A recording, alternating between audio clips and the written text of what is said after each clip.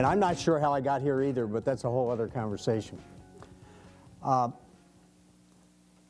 any of you ever said to yourself that your family, or heard others say, that your family is the most important thing in your life? Raise hands. Hands. How many of you have heard others say or said to yourself that I do what I say I'm going to do? Anybody not do what they say they're going to do? Anybody admit to that? How many of you have ever heard the expression that failing to plan is planning to fail? How many of you have ever heard the expression, what gets measured gets done? What gets measured gets done. What I'd like to do with you today is offer you a slightly different perspective of gathering those four concepts together. Much like you've changed your perspective on all of the presentations that were here today, all the great presentations that were here today. But I need to tell you a couple of stories. The first story is the business story.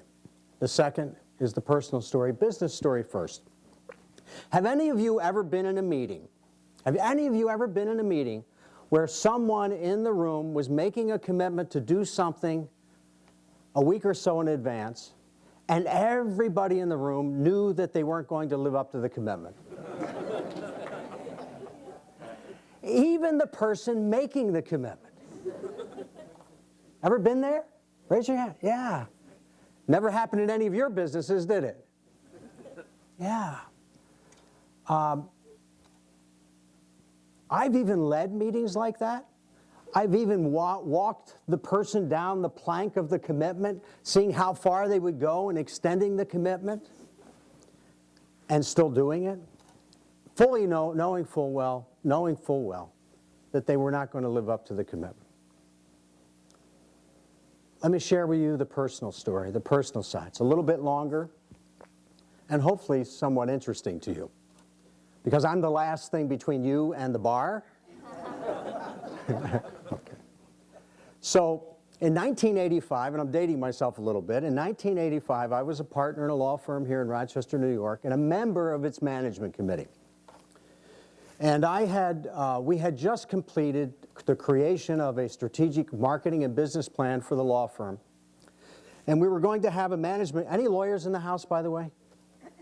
None of my former partners here? Oh, okay, fine. Because this story is a little bit jaded, and it's for the benefit of hindsight and maybe some over-exaggeration, but based on my interpretation of the events. So we were going to have a partnership meeting. I went to the partnership meeting that night, fully expecting that we would deal with the execution on the strategic marketing and business plan. What followed was a meeting that went something like this. Are we going to have number 2 pencils, or are we going to use number 4 pencils? Are we going to use long legal pads, or are we going to use short legal pads? Have any of you ever been in this meeting? Are the legal pads going to be yellow, or are they going to be white? Needless to say, we split 50-50 on all of those issues. The last issue was, what will be the color scheme in the reception area? What will be the color scheme in the reception area? Mauve or gray? That also dates us, right? Mauve or gray. The next morning, or that evening, I went home, back to my house. I walked into the back door, and as Maxine, my wife, met me at the back door, and she took one look at me, and she said, "Oh my God, you look awful." She said, "What happened?" I said, "Nothing." Expletive deleted, nothing. That morning, next morning, I resigned my role as a partner in the firm, and set out on a strategic retreat on the Long Island Sound to create the business plan, my own business plan for the creation of my own business. Went to sleep that night, got up the next morning, did all the things you might do to get ready to do the plan, took all the materials out, wrote at the top of the plan these words: mission, vision. Mission, vision. It's a good start, and there I got stuck. I could not write another word. For the entire day, getting more anxious and more frustrated all day long, I continued to write, or continued to try to write, and not get one single solitary word. Well, the story actually has a good ending. This part of the story has a good ending in that I went back to the cottage, I put a fire in the fireplace, I took out a bottle of wine, not the same vintage that Peter Parts might have here in the back of the room, but I took out a bottle of wine, and it all of a sudden came to me as to why I could not write a word. It was fear. Pure, unadulterated fear. It wasn't fear about whether I could execute or have success on the business plan. It was fear about if, when my name went up on the door, would my competitive nature take over, and would I violate the commitment to myself that my family would be the most important thing in my life? I was scared to death. I don't know about most of you. Everybody says that their family is the most important for them. It had special meaning for me. I grew up in a very dysfunctional background. I had vowed during my college years that my family would be the most important thing in my life. Confronted with that, what would you do? Well, I don't know what your answer was, but my answer was, I wrote a 17-page business plan about my relationship with my family.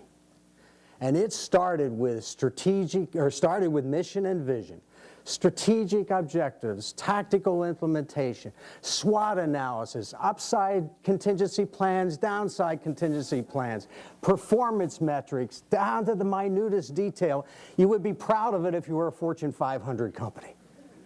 And by the way, I took the plan for that actually came from Xerox at that time.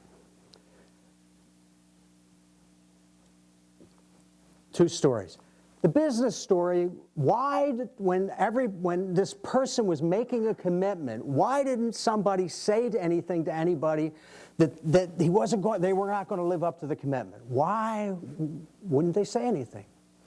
Well, the combination of that and the combination of the family plan for me, I realized that I needed to keep score, that they needed to keep score, because if you're going to live up to your commitments, you need to measure what gets done.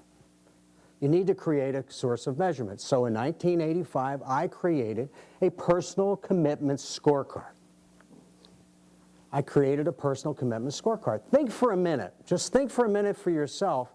If you knew for sure that every commitment that you made that you would actually hold yourself accountable to, what would happen, what would change? Well, I've had the privilege over the years of my own self and with other observations of seeing some of the results of keeping a personal commitment scorecard.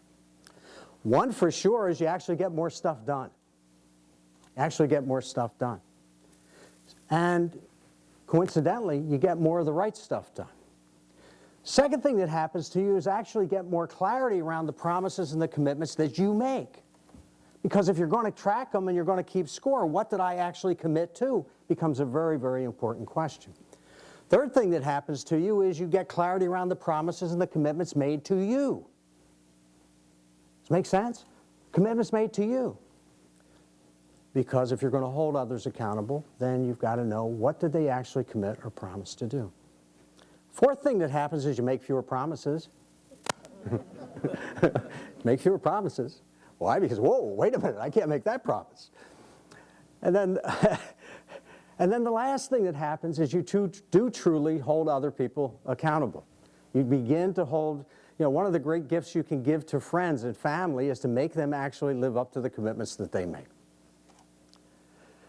So often comes up in question is what's a good score? Well, most people will say 100% is a good score. I'm going to leave it up to you as to what a good score might be for you.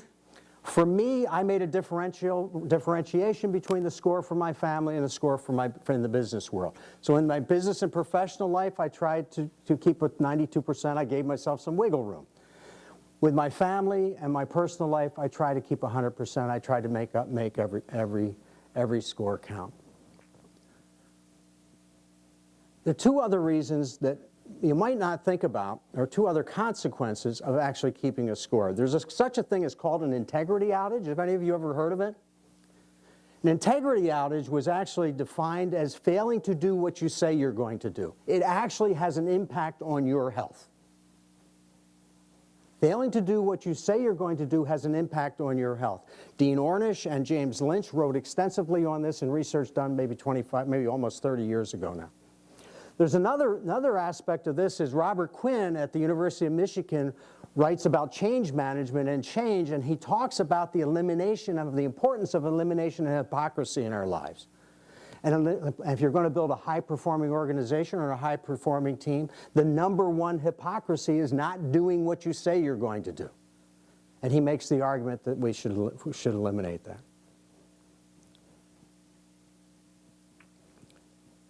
I'm going to leave it up to you as to whether or not, what value you might gain out of actually keeping score on the commitments that you make. But I want to share with you on a personal note what the difference it is that has made in my life.